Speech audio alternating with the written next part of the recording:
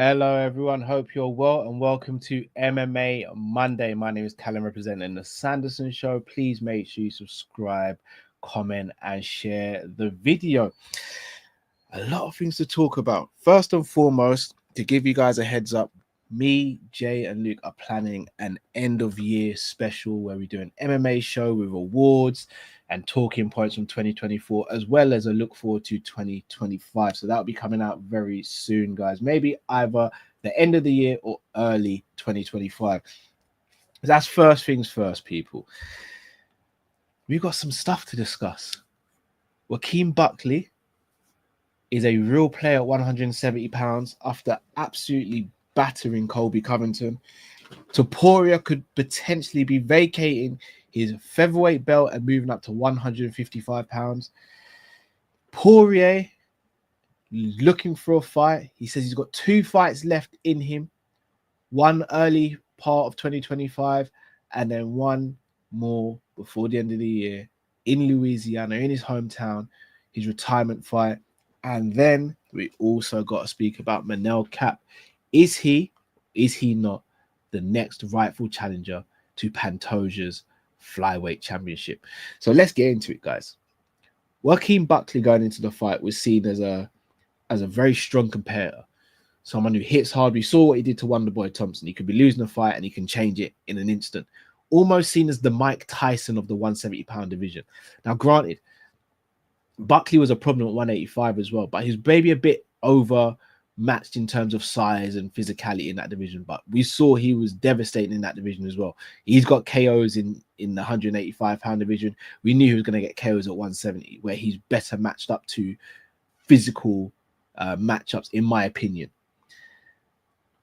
Going into this fight, I thought Colby would probably win. I thought Colby would try and take him down and just keep him there, control him on the ground, not engage on the feet, and just try and just control the fight and get through with a decision. Boy, was I wrong. Buckley was stuffing takedowns and beating the brakes of Colby Covington. Now, I try and stay pretty neutral on this channel. Jay and Luke are the ones who really let rip. Everyone kind of knows my thoughts on Colby Covington's character. I'm not going to say Colby Covington because from what I've heard behind the scenes, he's as nice as you can get. He's as respectful as you can be. But Colby Covington's character, if I'm going to be honest and be blunt about it, I hate his character that he's played. Has it brought him a bit more notoriety? Has it meant that he's got a few more opportunities? Absolutely, it has. Does it mean he's got some more money in the bank than he would have before? Yeah, probably. But ultimately, he's got to now look at himself in the mirror and say, was it all worth it? Because he didn't achieve his actual dream and his real aim, which was to be the welterweight champion of the world. In my opinion, he sacrificed a lot playing a character and hasn't really reaped the rewards. He says some pretty vile things over the years to get fights or to build fights. And he lost 3 title fights. And I think that fight on Saturday night against Buckley all but put the nail in the coffin for his title aspirations. He's getting older now. He's not been very active as a fighter. He's almost cherry-picked his opponents. Been quite fortunate with how he's got title shots. And I think the road is now getting to a close. Now, some people will sit there and go, the stoppage was early. Some people will say they could have fought on. There is arguments for both of those points, absolutely, especially when you look at other fighters who have been allowed to continue with worse cuts, etc. However, I've never been too critical of an early stoppage because I value the health of these fighters. Even though I'm a fan and I want the entertainment, I'll say it, we have a lust for violence if we're MMA and combat fans.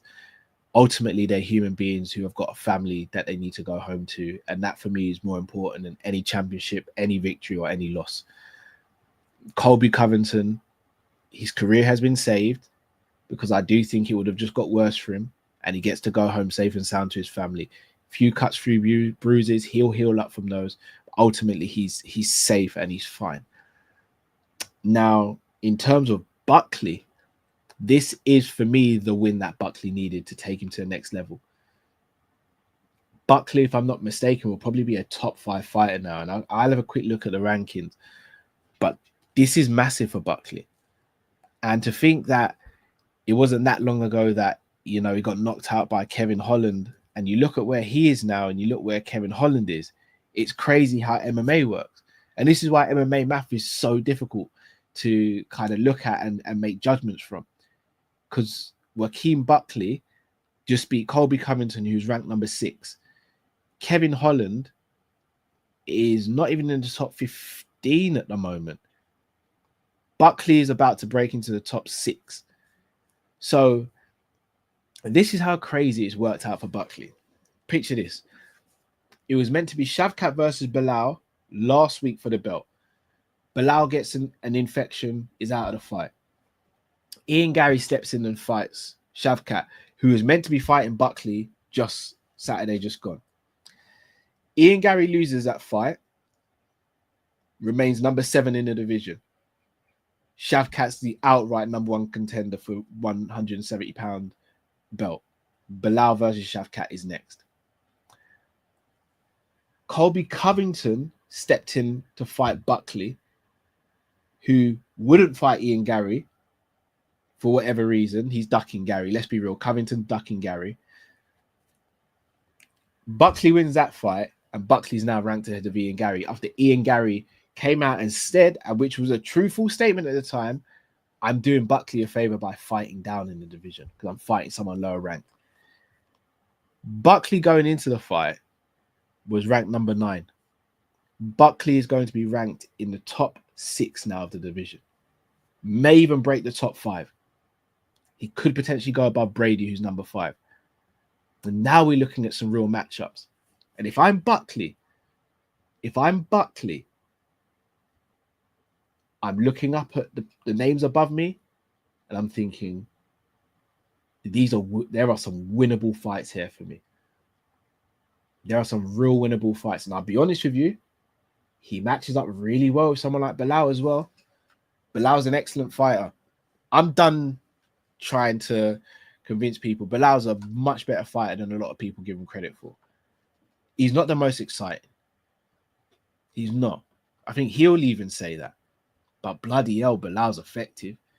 Bilal can fight. He's got heart, great wrestling, good striking, pressure and volume for days. But I think he matches up well with Buckley. Now, I'm not obviously saying Buckley gets a title shot next. I do think he needs at least one more fight before he can throw his name in that hat. And I don't think the Shavkat Bilal fight is a given. I think we've seen that now. But goodness me, Buckley's really catapulted himself here, and congratulations to him and upwards and onwards. The question is about Colby, though. Is Colby retired? Does he continue fighting? Colby typically doesn't like fighting lower down in the division. He's got a real decision to make now. I'm interested to see what he does next. So we'll see. Speaking of someone doing something next, rumors came out that Topuria might vacate his featherweight belt and move up to 155 pounds, and has called out Charles Oliveira as his first opponent. Now, Charles is off the back of a win against Michael Chandler. He's the number 1 contender after Sarukian and will be fighting the winner of Arman Sarukian versus Islam Makhachev 2. But Topuria's throwing his name in the hat. Now, first we've got to dissect. Should he be leaving the 45-pound division? Now, apparently his last couple of weight cuts have been really tough, but he's been professional and he's made the weight. And he's looked sensational in both those fights, beating Volkanovski and then being the first man to TKO Max Holloway. The only person in that division I think gives him trouble is Diego Lopez, because Diego Lopez hits like a truck, can take a beating, and has got excellent jiu-jitsu as well. But I still think Ilya is the favorite in that fight. I don't think there's anyone in that division that causes Ilya too many problems. I think he beats Evloev. I don't think Evloev is able to grapple to the extent that he was against Aljamain Sterling. And Aljo, as much as I love Aljo, he hasn't got the striking of an Ilya Topuria. So I look at that and I don't see anyone in that division beating Ilya. But I'd like to see him fight those fights. I'd like to see him fight Diego Lopez. I'd like to see him fight Evloev. But it doesn't seem like he wants to. And let's be honest, 55 pounds is where 155 is where it's at.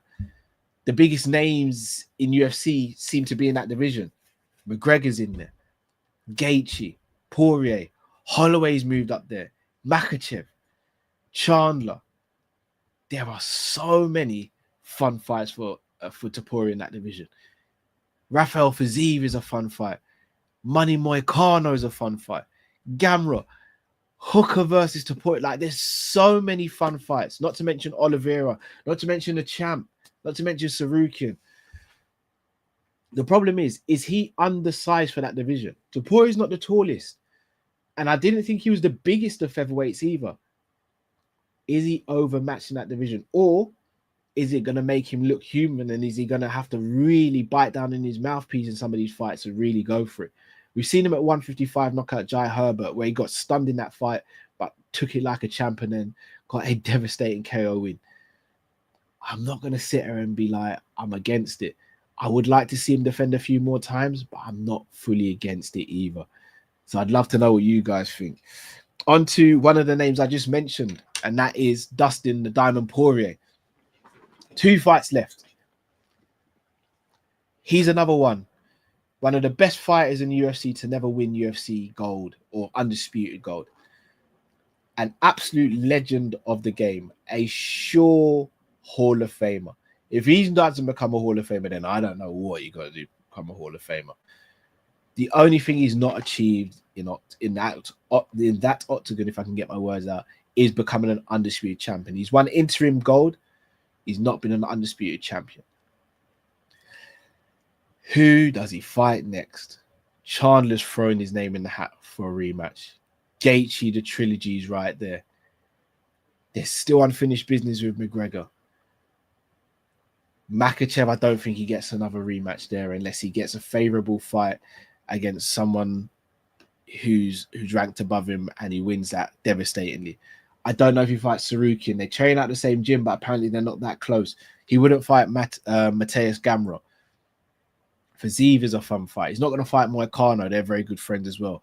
I don't think he fights Beneil Dariush now, who's ranked number 9. Does he fight Hooker again? That's a great fight on paper. Does he fight Max again? That'd be a trilogy, even though he's 2-0 up. There's some.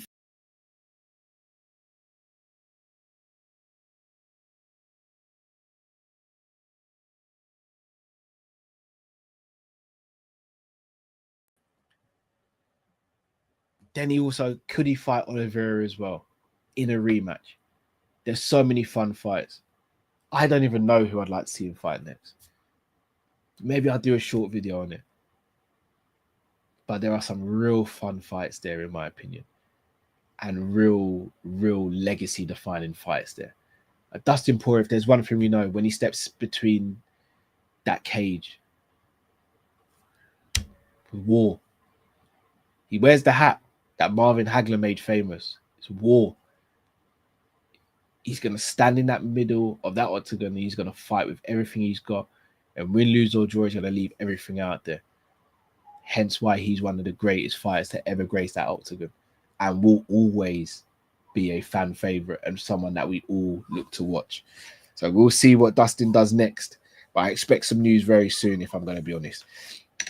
And finally, on to Manel Kape, who was in his absolute flow state of a great win over Bruno Silva at the weekend in UFC Tampa. Looked fantastic from start to finish and was just brilliant. He's called out the champ. Now, Manel Kape, if there's one thing about him, he's very vocal, very controversial as well, but he's a hell of a fighter. But I'm going to put a bit of a dampener on this one. I don't title shot off the back of that. Let's not forget his last outing was against Makayev, who's been now hooked from the UFC. He's been and just won a fight in his debut or his re-debut for Brave. He lost that fight. Boring fight. Still lost it. For me, I don't know if Kape gets the next fight. I still think there's work to be done in that division because Pantoja's absolutely cleared it out. And looking at the rankings, Manel Kape was 9th going into that fight. Does he actually move up? Maybe you put him up to 6 in the division. I don't think you can go any higher than that. And even that, in my opinion, is being kind of generous. He beat Bruno Silva, and Bruno Silva is ranked number 12. I don't think you can get a title shot based off that. If I'm going to be honest, the most he should be doing, in my opinion, is calling out one of the higher ranked and trying to get a title shot based off that. I think he needs one more fight before he can get a title shot. I think if anyone deserves a title shot in that division right now, it's Kai Kara-France. Still don't know why he was overlooked. In fact, I do know why he was overlooked. It was pretty obvious. Kaya Sakura is a massive name in Japan, brought in a new audience potentially. The UFC is a business at the end of the day. Even though I don't think it should be run like that, I think it should be more merit than what makes business sense. But this is what sporting entities and franchises do a lot of the time. But Kai Kara-France has surely got to be the next person. I know Pantoja has a win over him, but that was in tough. It was a 2-round fight and is deemed as exhibition. So Kai Kara-France has technically not had a professional bout with Pantoja. I think that's the fight to make. Manel Cap, flow state, absolutely brilliant on the night. I think he needs one more fight, in my opinion. So that's my opinion, guys. Let me know your thoughts in the comment section below. I'm going to be doing a Matchmaker Monday video, which you'll catch on the social media. So make sure you tune in for that and see some of the fights that I'd put together and let me know what your thoughts are. Guys, make sure you smash that like button, subscribe if you're new to the channel, on the road to 4,000 subs. So please do smash that like button. Until I see you again, people, take care, everyone. See you soon. Enjoy your day. Take care.